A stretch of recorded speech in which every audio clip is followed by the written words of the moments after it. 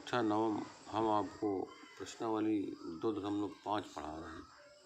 2.5 में हमने आपको ये बताया था कि आप कुछ सर्वसामयिकाएँ हैं उन्हें आपको याद रखना है।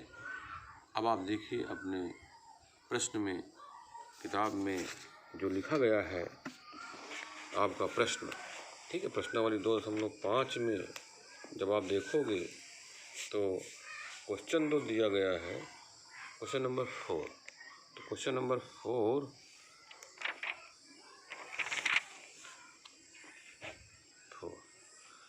फर्स्ट पार्ट लिखा गया है x + 2y + 4z का होल स्क्वायर। ये सवाल है, क्वेश्चन है। इसे आपको सर्वसामयिका की सहायता से ही लगाना। आपको याद होगा कि हमने कल बताया था a + b + c whole square. अगर ऐसा कोई प्रश्न है तो उसे आप किस प्रकार हल करेंगे। तो ये बताया गया था ना कि पहला पद, दूसरा पद, तीसरा पद लिखा है ना। पहला पद क्या है +a, दूसरा पद क्या है +b, तीसरा पद क्या है +c। तो जब होल स्क्वायर होगा तो पहले पद का होल स्क्वायर, ये देखिए, धन, फिर दूसरे पद का होल स्क्वायर धन, फिर तीसरे पद का होल स्क्वायर, ये आपको याद रखना पड़ेगा। फिर धन 2, पहला पद a है और दूसरा पद b है ना। 2, तो ये कोष्ठक में पहला पद, दूसरे कोष्ठक में दूसरा पद, फिर 2, फिर दूसरा पद, तीसरा पद, दोनों गुणा होगा। अच्छा, ये कोष्ठक में से लिखा गया है। फिर 2c a, ये इतनी बात समझ में आई। ये आपका क्या है सर्वसामयिका। इसे आपको याद रखना है हर हालत में, ठीक है, क्योंकि अब जो सवाल लगेंगे इसी सर्वसामयिका से लगाए जाएंगे। तो हम जैसे ये सवाल लगाने जा रहे हैं तो बिल्कुल इसी प्रकार से, ठीक है। ये देखिए, पहला पद, दूसरा पद, तीसरा पद है ना, तीनों पदों का योग है और होल स्क्वायर है। तो क्या लिखेंगे, पहले पद का होल स्क्वायर, ये लीजिए, फिर दूसरे पद का होल स्क्वायर, फिर तीसरे पद का होल स्क्वायर, फिर 2, पहला पद क्या है x, फिर दूसरा पद क्या है 2y, तीसरा, फिर धन लगाएंगे ना, फिर 2, फिर दूसरा पद क्या है 2y, तीसरा पद क्या है 4z धन, फिर इसके बाद 2, तीसरा पद है ना 4z, और फिर गुणे पहला पद अर्थात x। ये देखिए, हमने इस फार्मूले अर्थात इस सर्वसामयिका की सहायता से आपके जो क्वेश्चन दिया गया है पहला फर्स्ट पार्ट, इसको हमने लिख दिया, ठीक है। याद रहे, x का जब होल स्क्वायर करो तो क्या आ जाएगा x², 2y का होल स्क्वायर क्या आ जाएगा 4y², 4z का होल स्क्वायर करो क्या आ जाएगा 16z²। ये तो आपको आता ही होगा ना, इसे लिखा है 4z²।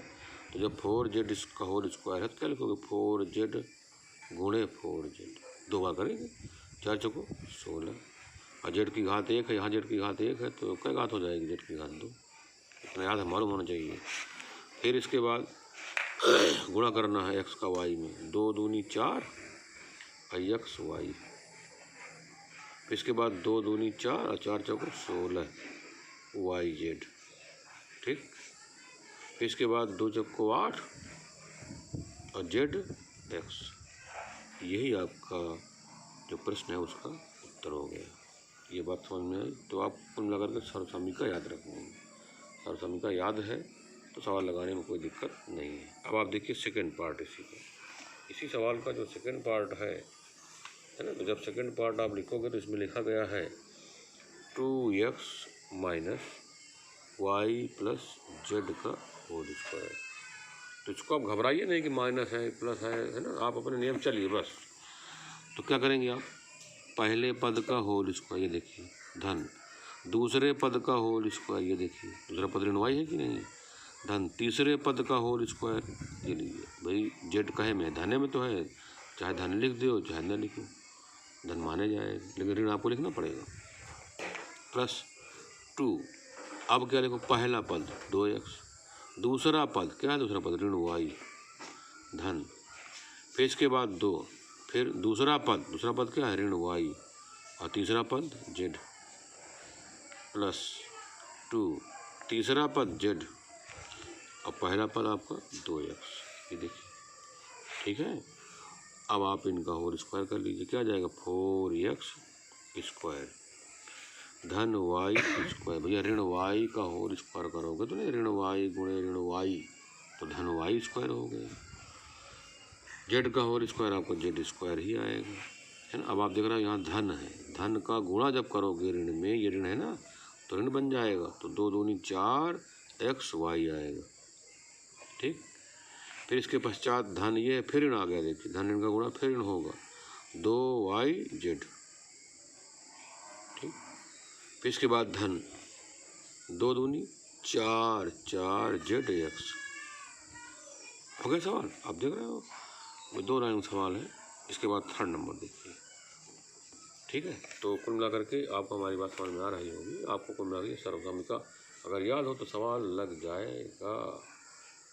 अगला है थर्ड नंबर, -2x धन 3y धन 2z, ठीक, का होल स्क्वायर, ठीक है।